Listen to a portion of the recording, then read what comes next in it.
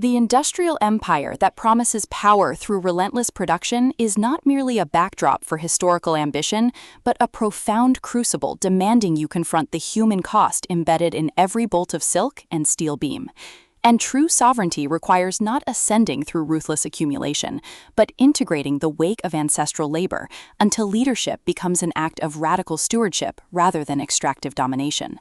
In Dominion, Jean Kwok transforms the historical saga trope into precise exploration of feminine resilience and cross-cultural accountability, proving liberation isn't found in conquering the market, it's forged in honoring the woman beneath the ledger, when every patriarchal expectation demands she remain either ornament or operator. From loom clatter and steam narration, listeners enter worlds where industry is syntax and presence is the only unbreakable thread, perfect for fans of emotionally intelligent historical fiction, where female complexity defies immigrant struggle binaries. When factory heiress Elara Vance inherits her family's textile mill, expecting to prove her worth through efficiency, she discovers the machinery's rhythm mirrors the exact suppression she's endured beneath years of performative assimilation.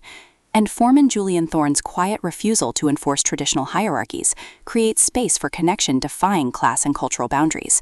Navigating labor unrest and buried attractions, Elara realizes this inheritance isn't about control, but recalibration, with Kwok avoiding reducing Elara to dutiful daughter or Julian to noble worker, instead crafting radical reciprocity within constraint, where trust is earned through honoring boundaries, even as progress blurs them. And audiobook narration amplifies this alchemy by capturing Elara's disciplined composure fracturing into clarity, and Julian's guarded intensity revealing warmth beneath vigilance, making listeners feel seismic shifts of souls, learning some legacies can only be claimed when you stop letting profit define their validity. What elevates this beyond typical historical fare is portraying industrial intimacy as somatic practice, rather than romanticized nostalgia, with Elara confronting how capitalist culture equated worth with output, while Julian creates sanctuary where her contradictions exist without diminishment, their relationship evolving through shared silences during shift changes, bypassing performance, rhythms protecting both operational integrity and psychological safety, and mutual defense against investors mistaking tenderness for weakness,